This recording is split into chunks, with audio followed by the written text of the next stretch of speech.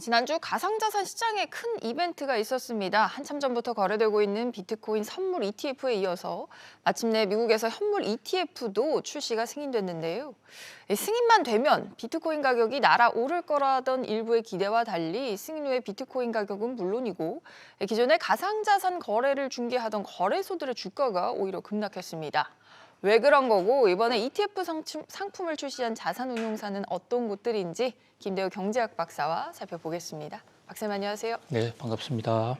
사실 승인 전만 해도 이제 글로벌 가상자산 거래소들 대표적으로 코인베이스를 비롯해서 주가가 크게 올랐는데 오히려 승인이 되고 출시가 된 다음에 폭락을 했어요. 이게 어느 정도는 예견된 수순이었을까요? 그렇습니다. 논리적으로 보면 충분히 특히 가상자산 거래소는 폭락할 수밖에 없는 그런 구조를 갖고 있다, 이렇게 볼 수가 있습니다. 자, 지금 가상자산 거래소 중에서는 뉴욕 증시에 코인베이스 하나가 지금 상장이 되어 있는데요.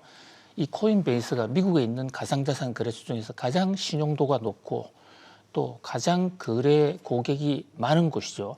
코인베이스가 바로 미국 가상자산 거래소의 대표다, 이렇게도 얘기할 수 있습니다. 2021년에 뉴욕 증시 상장이 되어 있는데요.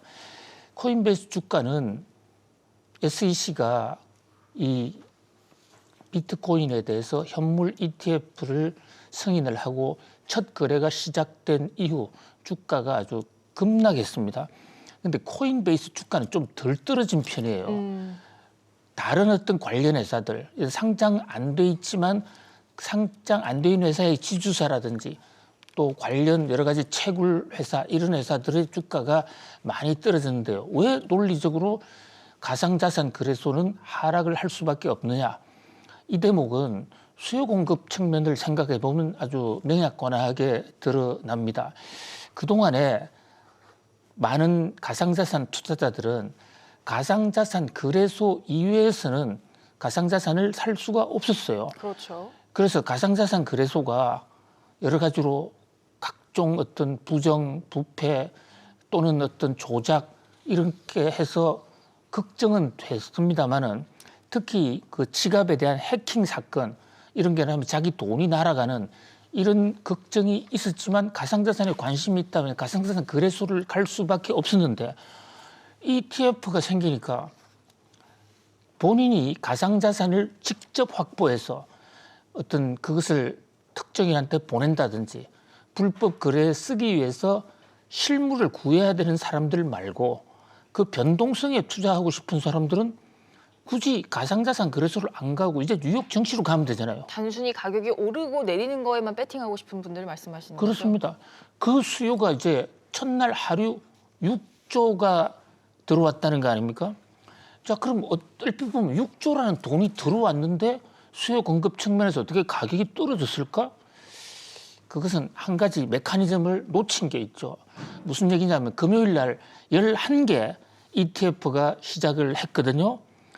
그런데 정권감독원의 미국의 정권거래위원회 SEC에 이것을 승인받기 위해서 각종 자료도 제출하지만 우리가 안전한 가상자산을 얼마 갖고 있다, 이것도 신고를 해야 돼요.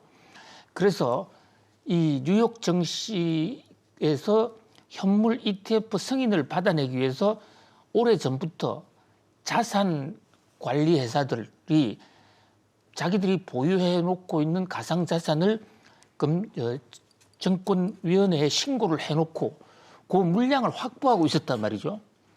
그런데 이것이 이제 뉴욕 증시에 상장이 되니까 가상자산 거래소를 들어갔던 가상자산 거래소를 통해서 거래했던 그동안의 가상자산 어떤 투자자들이 상당수가 지금 뉴욕 증시로 넘어왔거든요. 넘어왔는데 이미 확보해 놓은 비트코인을 산 거예요. 그러니까 수요가 그만큼 가상자산 거래소에서 6조가 빠져나오고 신규 유입은 안 된 거죠. 이동을 했다, 단순히. 이미 이동해서 들어와 있었던 거죠. 그러니까 ETF를 하기 위해서는 블랙록이나 피델리티 같은 회사가 그동안의 가상자산 거래소에서 이 비트코인을 사다가 그것을 시제를 금융위원회에 정권거래위원회에 보고를 했어야 된단 말이죠. 그 보고한 금액인 그대로인데 그 수요는 상당 부분이 가상자산 거래소에서 뉴욕 증권거래소로 이동을 하니까 결과적으로 수요는 똑같았는데 공급 물량은 오히려 늘어났다. 이런 메커니즘 때문에 가상자산의 이제 가격은 떨어질 수밖에 없었다. 이건 사실 로지컬리 예상이 됐다. 이렇게 볼 수가 있는 것입니다. 그렇군요. 박사님 근데 아까 이제 11개가 상장을 했다고 해주셨잖아요. 이게 뭐 좀 차이점이 있을까요? 11개가? 그렇습니다. 이 가상자산 이제 첫 거래가 시작이 됐는데 정권거래위원회에서 11개를 동시에 허가를 했습니다. 이것을 둘러싸고 엄청나게 로비전이 굉장히 심했어요. 특히 제일 앞서 있었던 신청자가 누구냐 하면 돈나무 언니거든요. 아크 인베스트먼트 말씀하시는 신청이 건가요? 제일 빨랐어요. 그런데 큰 돈나무 언니가 큰 참패를 당했다. 저는 이렇게 봅니다. 왜냐하면요. 먼저 신청했으니까 선입 선출 원칙에 따라서 먼저 허가를 받을 줄 알았는데 늦게 들어온 블랙락이나 이런 데 같이 승인을 일거에. 받은 거예요. 네. 그런데 블랙락이 자금 규모가 훨씬 더 크지 않습니까? 세계 최대의 사모펀드 자산운용사가 블랙락이란 말이죠. 그러니까 첫날 거래에서 블랙락이 1등을 해버리고 아크 인베스트먼트 4등으로 떨어졌어요. 그런데 ETF라는 것은 상품 내용이 50보, 100보 비슷비슷하거든요. 그렇죠. 그래서 선점 효과가 굉장히 큽니다. 먼저 나가서 먼저 장악을 하면 후발주자들은 따라올 수밖에 없습니다. 자, 지금 어디가 제일 많이 늘어났냐? 그레이스 케일이라는 곳에서 23억으로 많이 늘어났는데, 자, 요건 가로 안에 하나의 그 보충 설명어가 있습니다. 새로 들어온 상품이 아니고 기존의 신탁 상품 중에 변칙적으로 가상자산을 거래하고 있는데 그것을 비트코인 현물 ETF로 전환을 시켜버린 거예요. 그러니까 그레이스 케일은 새로 들어온 자금이라고 볼 수가 없고 사실상 블랙록이 1등이라는 말씀이시죠? 그렇습니다. 블랙록이 압도적인 1위고 그다음에 피델리티가 2등 그다음에 아크 인베스트먼트는 상당히 떨어지지 않습니까? 전체 총 수위는 4위인데 1등 그레이스 케일은 일단 논외로 치고 사실상의 1등인 블랙락과 피델리티에 비하면 그 규모가 5분의 1로 뚝 떨어지는 것이죠. 그러니까 앞으로 미국 뉴욕 증시에서의 비트코인 ETF는 그레이스 케일은 좀 변동성이 있고요. 블랙락과 피델리티가 완전히 시장을 잠식할 가능성이 높다. 이런 판정이 나온 겁니다. 사실 자산 운영사 중에서 블랙록과 아크 인베스트먼트가 또 제일 크기도 해요. 지점도 제일 많고.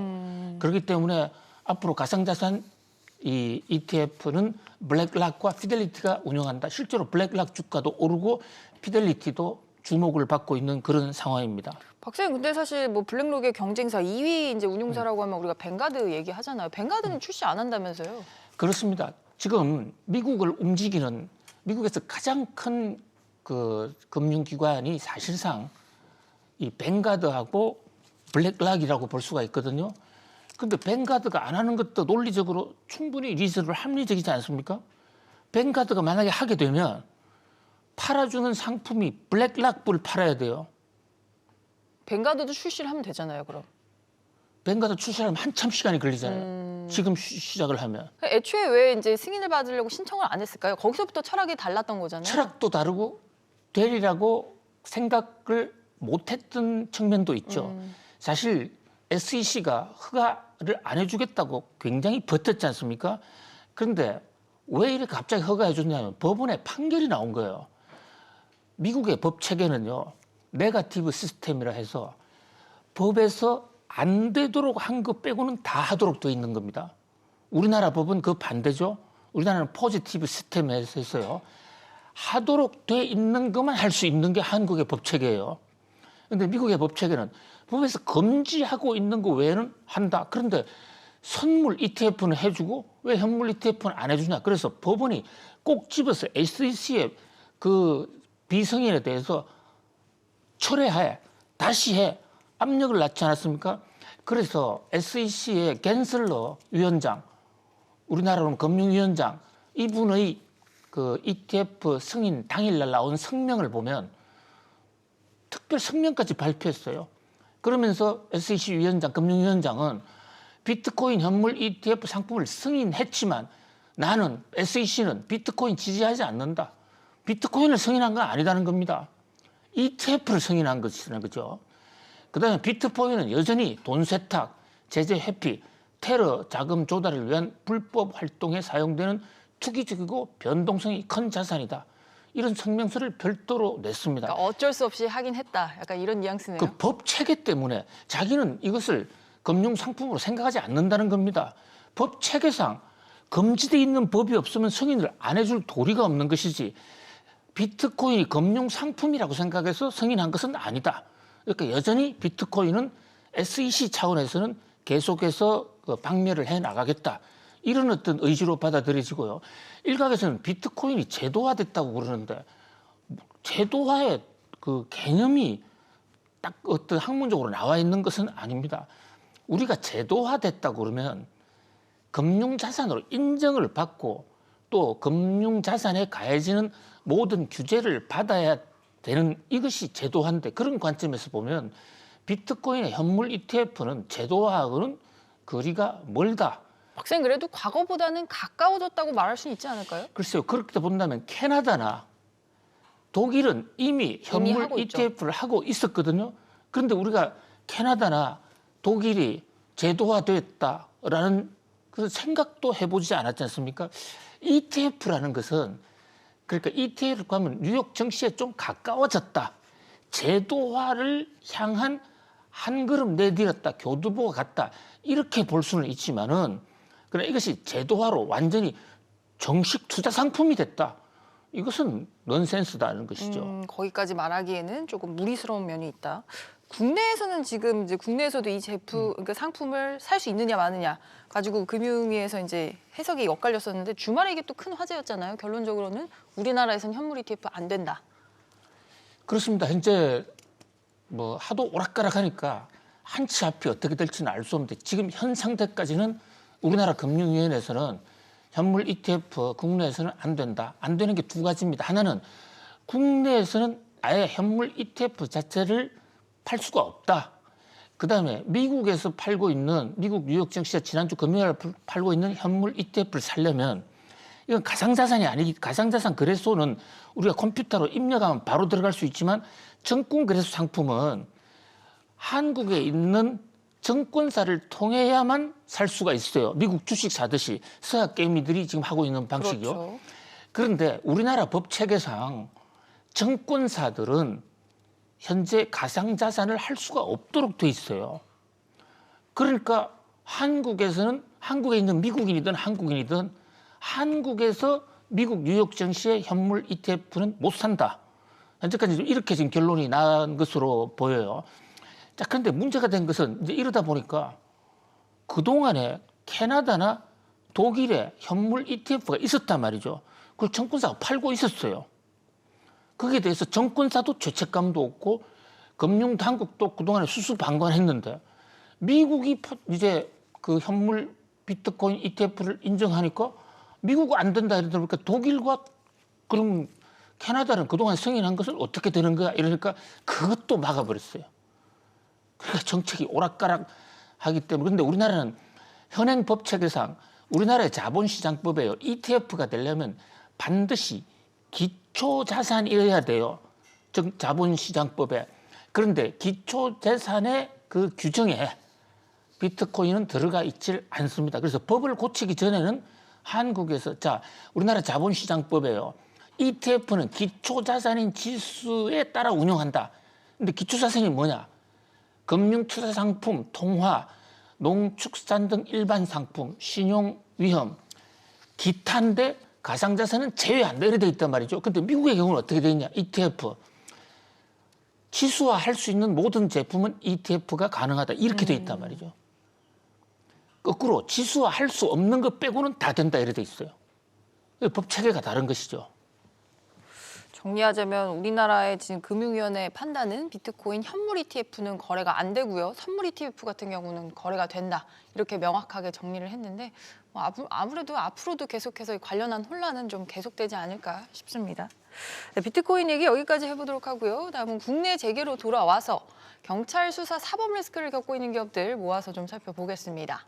포스코 차기 회장 선출이 또 다른 암초를 만났습니다. 현직 최정우 회장이 후보군에서 제외되면서 순항할 것처럼만 보였는데 차기 수장 선임 절차를 책임지고 있는 후보추천위원회가 사법 리스크의 중심으로 들어가면서 더 복잡하게 꼬이는 모습입니다. 박사님, 사회이사들이 전원 경찰에 입건이 됐어요.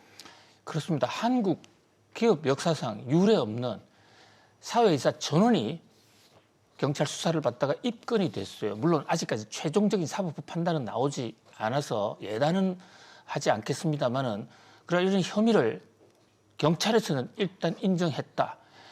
그런데 앵커님, 7일 동안 7억 쓸 수 있어요?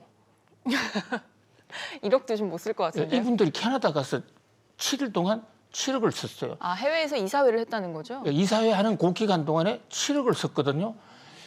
정확하게 6억 8천만 원을 썼는데요. 저는 6억 8천만 원을 쓰라고 그래도 한 달 내에도 잘 못 쓸 것 같아요. 제가 좀 도와드릴 수 있습니다. 그런데 그 내용을 보니까 전세 헬기를 타고 다니는데 한 50분 거리 다니는데 전세 헬기를 동원하는데 1억 6,960만 원. 뭐 골프 비용, 하루 숙박비, 그야말로 해산물, 그다음에 프랑스 와인에 2,740만 원. 자, 이렇게 썼는데요. 자, 지금 그 기업 사정이 얼마나 어렵습니까? 거기서 근로자들이 힘들게 노력하고 이사들이 이렇게 일주일 만에 펑펑펑 써서 7억을 썼다. 여기 이제 배임 혐의가 있다. 이래서 경찰이 입건을 했단 말이죠. 밴쿠버에서 이사회는 딱 한 번 열렸어요. 이사회 열린 데는 비행기만 타고 갔다 오면 돼요. 해외에서 굳이 이사회 할 필요도 없지만 그렇죠. 해외에서 한다고 하더라도 그런데 거기서 현지 관광을 한 것입니다.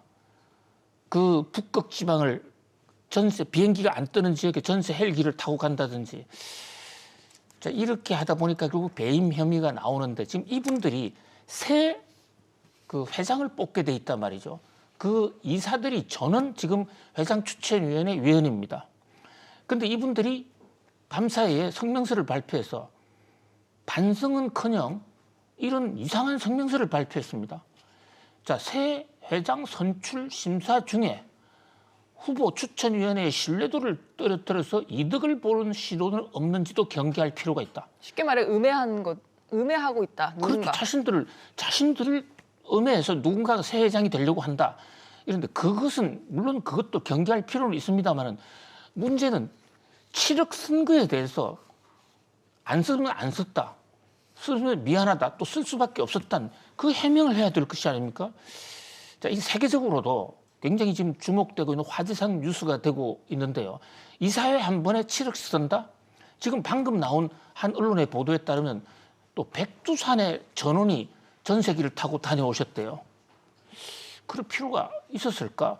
백두산에 아마 철광석을 그 탄광이 개발된다는 이런 얘기가 있지 않고서야 그럴 필요가 있을까 하는 그런 지적이 나오고 있는 것입니다.